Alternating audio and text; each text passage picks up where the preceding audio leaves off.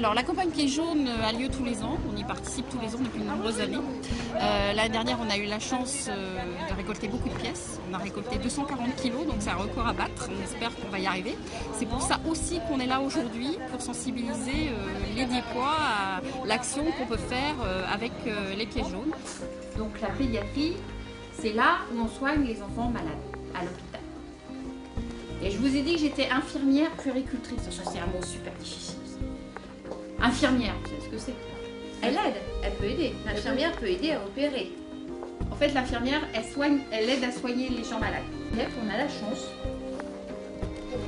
Il y a une télé dans chaque chambre. Gratuite. Parce que vous savez qu'à l'hôpital, la télé n'est pas gratuite dans les autres services. À l'hôpital, il faut payer la télé. Voilà. Donc en pédiatrie, on ne paye pas la télé. Voilà.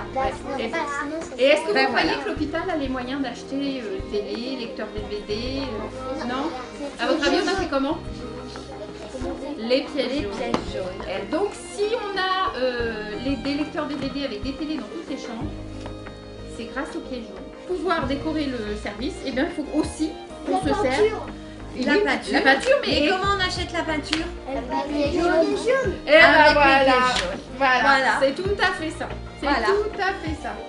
C'est toutes les décorations sur le mur. Puis on a des belles décorations.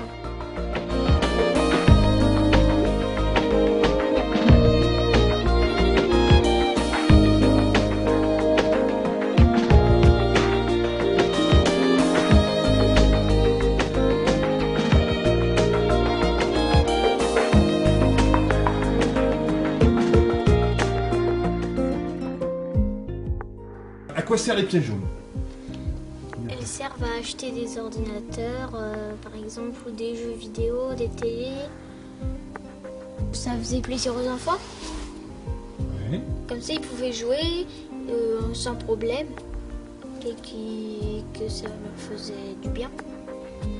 Parce qu'après, ils ne s'ennuient pas. Des canapés lits. Pour les mamans. Pour les mamans. Oui. Pour les mamans, pour être à côté de leur bébé, après ils peuvent dormir à côté de leur bébé.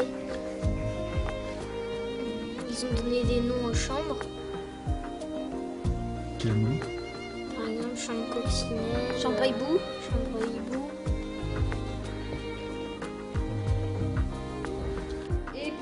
Et puis, il faut quand même qu'on vous dise que tous les ans, Marie-Laure et moi, on va dans les classes, on rencontre les enfants, on fait le concours de dessin, mais cette année, vous ne le faites pas malheureusement parce que ça a été un peu court en temps, d'après ce que j'ai compris.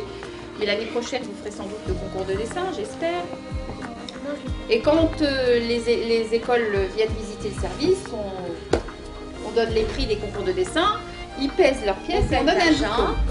Et une fois que tout est fini, tout ça, parce que ça dure pendant un mois, tout ça, vous savez bien, ça se termine le 16 février, eh bien on fait le calcul et on envoie tout ça à Paris par la poste. Et puis après, on écrit à Madame Chirac pour lui dire tout ce qu'on a fait.